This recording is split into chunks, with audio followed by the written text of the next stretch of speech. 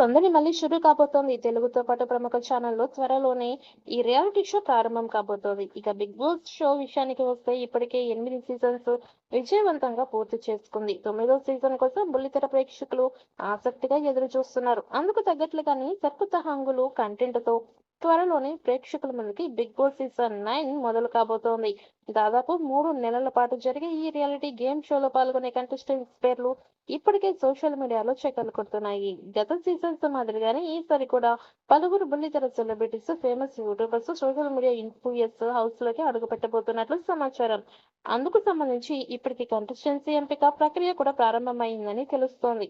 ఇక ఎంటర్టైన్మెంట్ అందించే స్ట్రాంగ్ కంటెస్టెన్సీ ఎంపిక కోసం బిగ్ బాస్ యాజమాన్యం గట్టిగానే కసరత్తులు చేస్తోందట. కాగా ఈసారి బిగ్ బాస్ హౌస్ లోకి ఒక జబర్దస్త్ బ్యూటీ ఎంట్రీ ఇవ్వనుందని తెలుస్తోంది. జబర్దస్త్ తో పాటు పలు సినిమాల్లో నటిస్తూ బిజీగా ఉన్న ఈమె ఇప్పటికే బిగ్ బాస్ యాజమాన్యం సంప్రదించిందట. దీనిపై సదరు బ్యూటీ కూడా క్లారిటీ ఇచ్చింది. ఇంతకీ ఆమె మరెవరో కాదు, సత్యశ్రీ. జబర్దస్త్ తో మంచి గుర్తింపు పొందిన కామెడియన్స్ లో సత్యశ్రీ కూడా ఒకరు.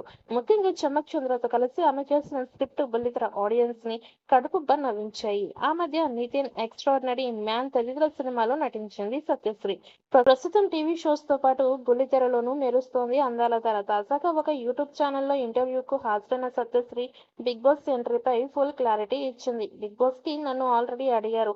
అప్పుడు ఇంట్లో పరిస్థితుల వల్ల వెళ్ళలేదు. ఇప్పుడు అడిగితే వెళ్తాను. ఛాన్స్ వస్తే మాత్రం బిగ్ బాస్ కి వెళతాను అని చెప్పుకొచ్చింది సత్యశ్రీ.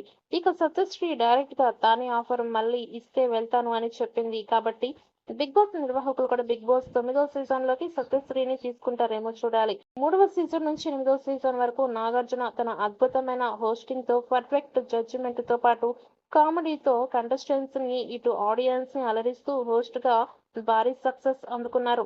ఇక ఇప్పుడు బిగ్ బాస్ సీజన్ 9 కి కూడా ఆయనే హోస్ట్ కావడం గమనార్హం.